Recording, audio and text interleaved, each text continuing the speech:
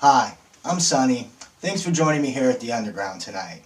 Now, for all you new subs out there, I wanted to remind you about the silver giveaway.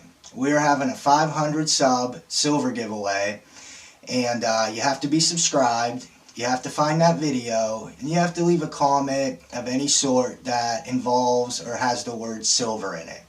So, make sure you're subscribed and leave a comment with silver, and that's all you got to do to enter. So, with everything that's going on in our economy and in our country today, I wanted to talk a little bit about the Federal Reserve, especially for my new subscribers out there. I did an earlier video and kind of talked about a few of these things, but not in as much detail. But with them creating the wealth and inequality in our country and basically bailing out the 1% and their companies and banks, I just felt like it was appropriate to talk a little bit more about them. Now, the Federal Reserve was set up by Congress, but the whole name throws a lot of people off. I know a lot of people I talk to, just in work and, just around where I live, because of the name the Federal Reserve, think that it is part of our, government. And it's actually has, no part of our government. So that right there is kind of misleading itself. Well then, if you look a little bit further into it, they'll tell you that the Federal Reserve is run by a board of governors. So you'll say, okay, well at least we have, American governors, running the Federal Reserve. But that's not the case either. It's just another misleading term that they use to throw us off again, I feel like. It's no different than saying, Chase Bank is run by a board of directors. They just call it a board of governors. They are not governors of our country. They are not even elected officials. So, another misleading term. The Federal Reserve is actually owned by, the big banks. So whoever owns the big banks realistically owns the Federal Reserve. And that's kind of scary in itself because they control the money in our country. And, we all know who controls the money rules the world. In a sense, they have manipulative powers, over our country and a lot of what goes on in the world, seeing as how we have the reserve currency. And now, Cash Curry of the Minneapolis Federal Reserve said he thinks the Fed should be able to create the money and give it to whoever they deem fit. So, could you imagine the power that would have? They could create the value of the money, whatever it's valued at, they choose. They could create as much as they want, and now they can give it to whoever they think should have it. Could you see where that could lead to a lot more corruption? And let me remind you, these aren't elected officials. So the fact that they're even talking about it's pretty scary. But where our economy's heading, something, horrible or, devastating happens in the future, I think it'll open a perfect door for them to try to take advantage of these situations. And then they'll just call it like, saving the working American policy. And everyone's just going to turn a blind eye to it because they're going to hear that amazing name and think that they're saving us and look no further and not realizing all it's really doing is going to take more from us and give it to them at the top again, which, they pretty much got it all already. It seems like we just keep working and working and working and nothing benefits us, which, this whole country was created for the people, by the people, and it's supposed to stay that way.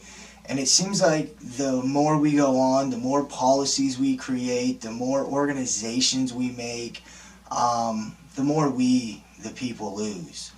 Unless you're, of course, one of those, top 10 1%ers.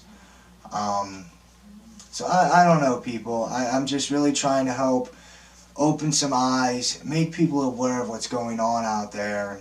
And this way, maybe you could at least get prepared and have a chance of getting by and, getting through what we're headed towards in the future, because we are heading for some hard times ahead. And everyone's so blinded by the stock market. Once again, it is completely detached from our economy. It used to be a good indicator of how our economy was doing, but keyword, it indicated. It didn't mean that's how our economy was doing. But anymore, it's not even, you can't even put them together because they're so, separated. I mean, we have record amounts of cash flow going out of the stock market, but yet we're hitting new highs day after day. I mean, anybody can add, 1 + 1, and, that's not equaling 2. But the average person just, they're not looking at that. It's just in one ear out the other if they even catch wind of, something brought up about it.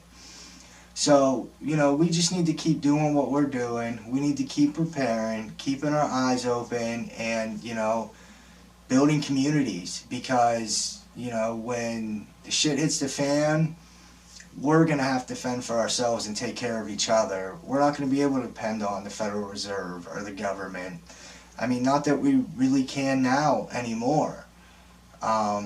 This country was created by everyday people like me and you, and it's probably going to have to be recreated by everyday people like me or you in the future. And hopefully, that we get that opportunity before it's destroyed so bad there's no coming back, at least in our lifetime. I don't know, but every day it seems like we get more bad economic news, but the stock market goes up. I spent a few hours skimming through the internet today, and 26 times I found different articles published this year about how we were this close to closing the trade deal. 26, but yet it hasn't.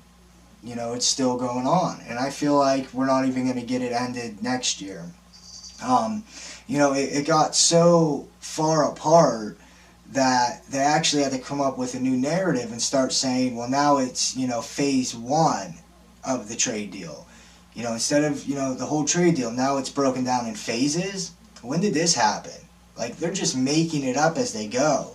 But, every time an official, whether it's Larry Kudlow or our president, and I'm not putting anybody down here, but every time they come out and say, great trade talks going on, we're this close to closing it, stocks go up the next day. They know what they're doing. They're definitely a lot smarter than me, I know that. So if I know what they're doing and I can see it, believe me, they're in complete control of what they're doing. The only difference is they know the end game, and we're just guessing. So that's what makes it scary for us. So, I don't know, just like I said, keep your ears and eyes open. All we can do is try to follow it with the information that we are able to obtain, and keep getting prepared the best we are able to ourselves. So please subscribe, please hit that like, hit the bell if you haven't already. And don't forget to check out, the silver giveaway. Hopefully it keeps growing, but either way, we got a couple ounces of silver, we got some constitutional thrown in the mix, and it's going to be a cool drawing, multiple winners. So silver's a great thing. If you don't have any, I definitely think you should at least look into it.